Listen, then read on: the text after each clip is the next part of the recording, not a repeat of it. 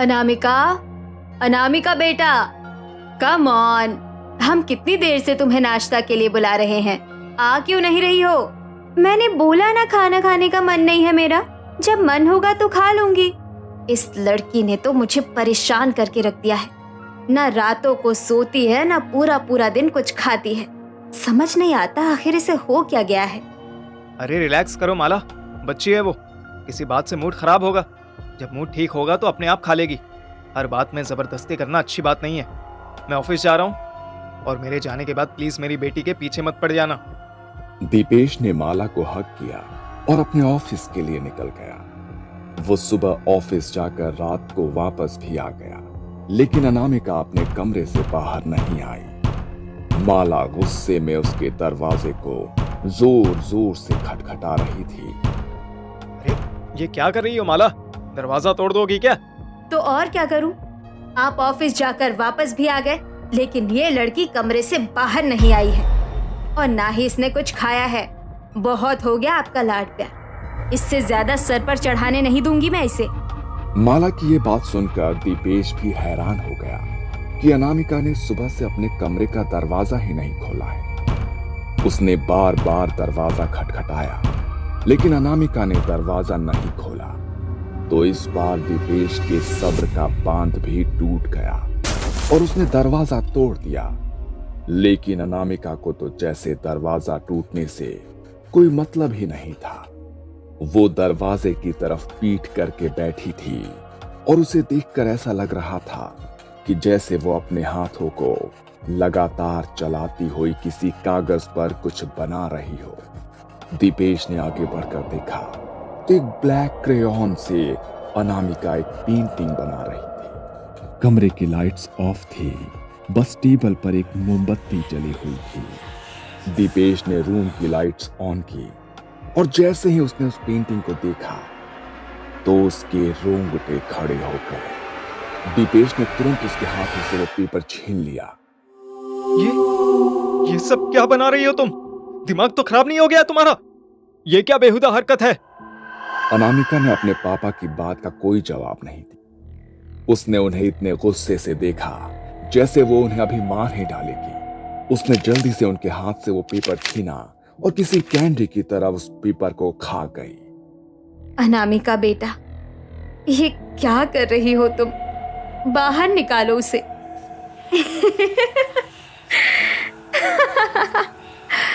अनामिका अपने घर वालों की तरफ देखकर इतने भयानक तरीके से मुस्कुराई कि उसे देखकर उसके घर वालों के रोंगटे खड़े हो गए। वो उठी और सीधे अपने कमरे के अटैच्ड वॉशरूम में जाकर अंदर से दरवाजा बंद कर दिया। अंदर से शावर चलने की आवाज आई, लेकिन साथ में अनामिका की भयानक चीख भी सुनाई दी। ओह माय गॉड, ये क्या हो रहा है? अनामिका, अनामिका, तुम ठीक तो हो? बेटा, बेटा, तुम चिल्ला क्यों रही हो? दीपेश, दरवाजा तोड़ दो वॉशरूम का, मुझे कुछ भी ठीक नहीं लग रहा। सोचो मत, दरवाजा तोड़ दो दीपेश। उनके पास कोई दूसरा चारा नहीं था, इसलिए दीपेश ने वॉशरूम का दरवाजा भी तोड़ दिया। अभी तक वो जितने डरे हुए थे, अंदर का नजारा देखकर उनका हाल और बेहाल हो चुका था। अनामिका वॉशरूम के फर्श पर गिरी हुई थी और शावर से उबलता हुआ पानी गिर रहा था। उसका शरीर जलकर लाल हो गया था। दीपेश ने जल्दी से शावर बंद किया। अनामिका की हालत बहुत नाजुक थी, इसलिए देर ना करते हुए वो तुरंत उसे अस्पताल ले जाने लगे। शांता काकी, अनामिका की हालत बहुत नाजुक है, हम उसे अस्पताल लेकर जा रहे हैं। आप यही रहना, आज रात शायद आपकी जरूरत पड़ सकती है।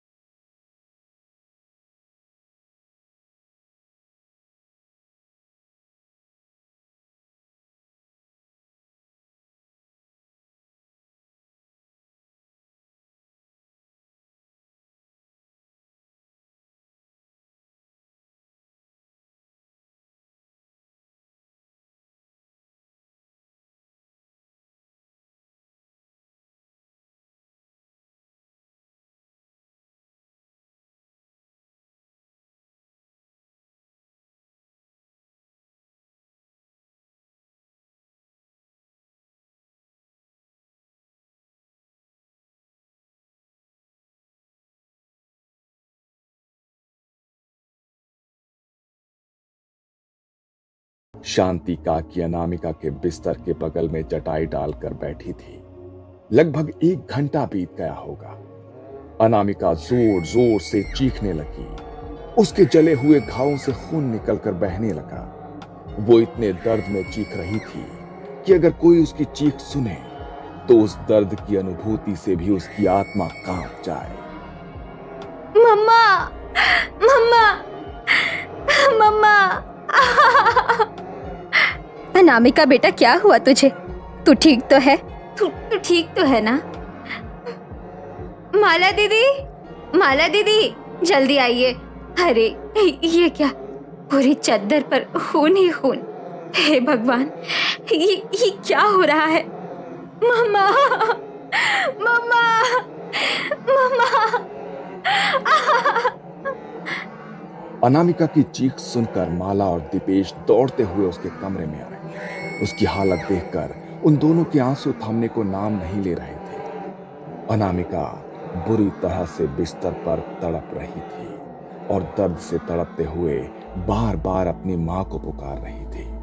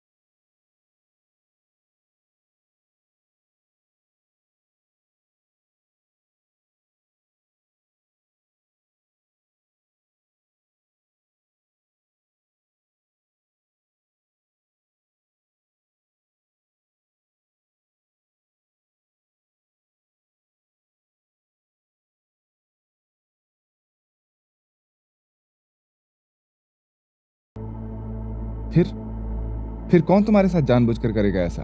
मैं नहीं जानती, मैं कुछ भी नहीं जानती, लेकिन मुझे इतना पता है, कोई मुझे मारना चाहता है, लेकिन आसान मौत नहीं देना चाहता।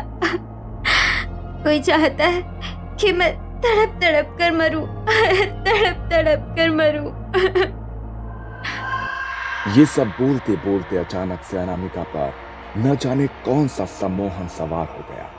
उसने बार बार इस बात को बोलना शुरू किया और अचानक से उठ खड़ी हुई।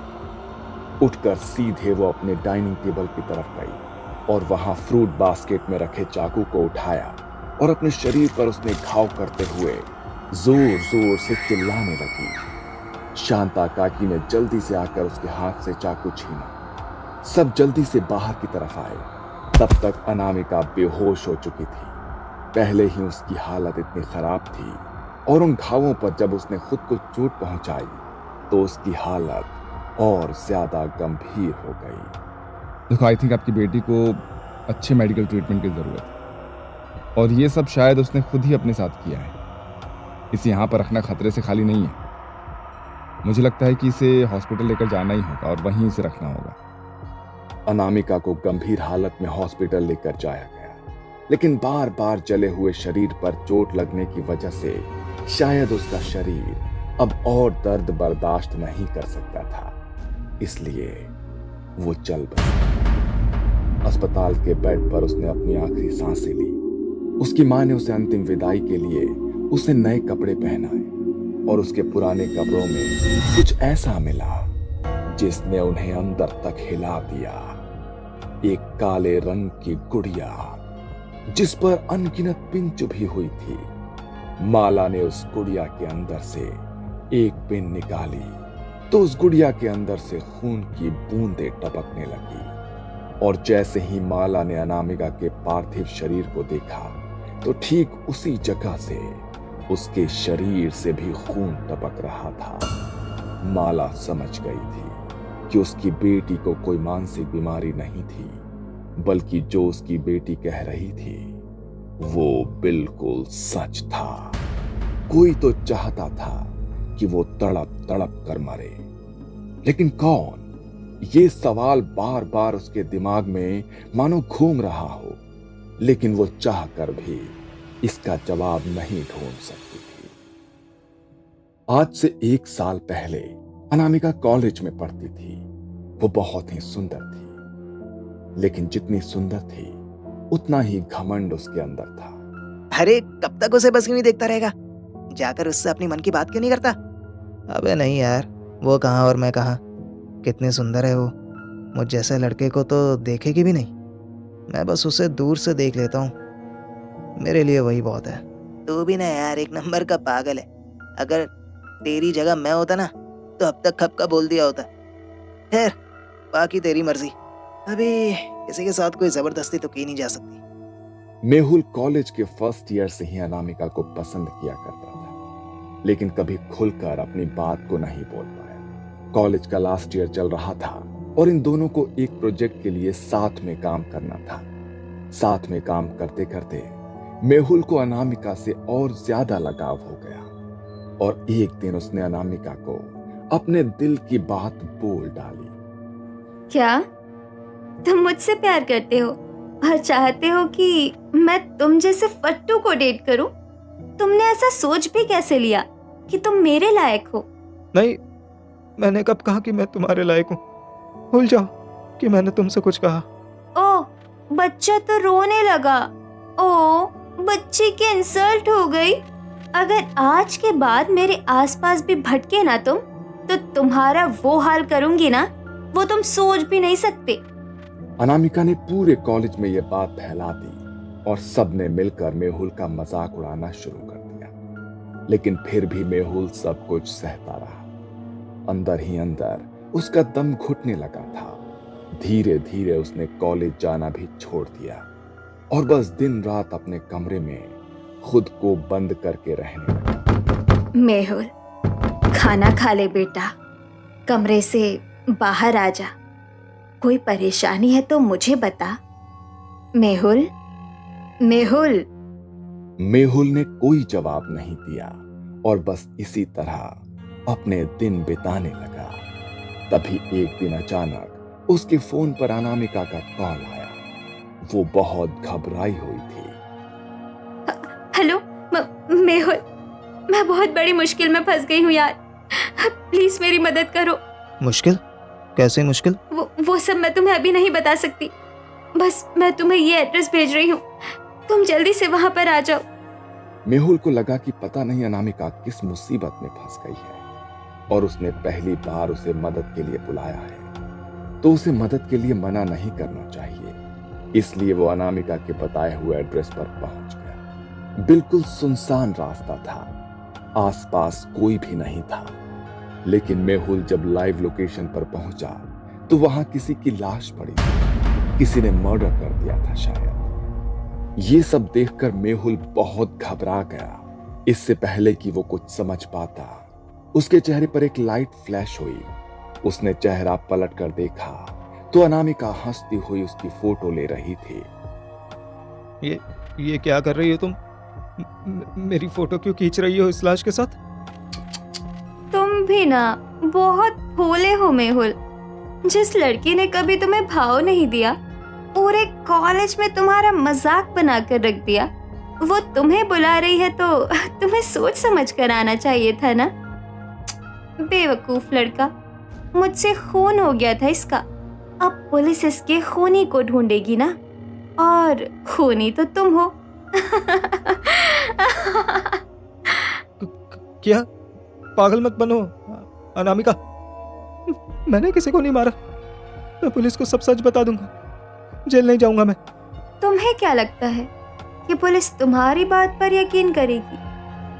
ना तो तुम उतने अमीर हो कि तुम जबरदस्ती किसी को खुद पर यकीन करवा पाओ, और बाकी तुम्हारे खिलाफ ये सबूत तो है ही मेरे पास।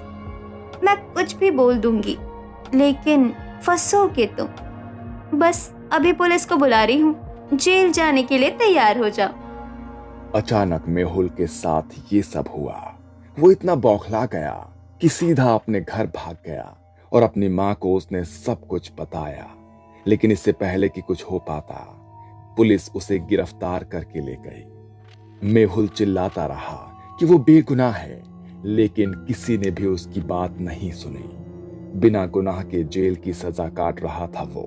धीरे धीरे मानसिक हालत खराब होने लगी थी उसकी। कभी भी खुद को चोट पहुंचा लेता था। बस हर समय जेल में अपने बालों को पकड़कर गिनता रहता था और एक ही बात बड़बड़ाता था, खून नहीं किया है मैंने, खून नहीं किया है मैंने। मेरी माँ घर पर अकेली है, मुझे छोड़ दो। धीरे धीरे उसे पागलपन के दौरे पड़ने लगे और एक दिन वो बेचारा हमेशा के लिए शांत हो गया। उसके परिवार में उसकी माँ के अलावा कोई नहीं था, इसलिए उसकी माँ ने उसका अंतिम संस्कार किया। उसकी माँ की आंखों में अपने बेटे को खोने का जितना दुख था, उससे ज्यादा दुख इस बात का था कि जो कुछ भी उसके बेटे के साथ हुआ वो उसका हकदार नहीं था। जानबूझकर उसे फंसाया गया और बिन मौत उसका बच्चा मारा गया। मेरा बेटा मर गया तेरी वजह से। तेरे पास आऊंगी मैं, तेरे साथ रहूंगी मैं, अपनी आंखों से तुझे तड़पते हुए पल पल मरते हुए देखूंगी मैं। बहुत तड़प कर मारूंगी मैं तुझे, बहुत। जैसे मेरा बेटा मरा है वैसे ही तू भी जाएगी।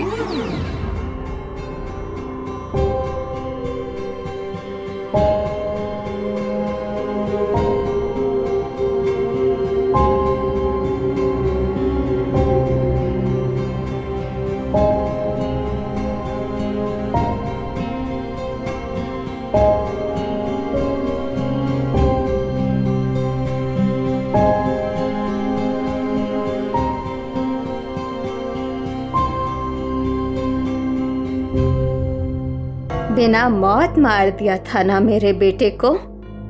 बहुत तड़पा तड़पा कर मारा मैंने तुझे। मेरे बेटे की आत्मा को आज शांति मिलेगी। तू मर गई ना, अब वो मुक्त हो जाएगा।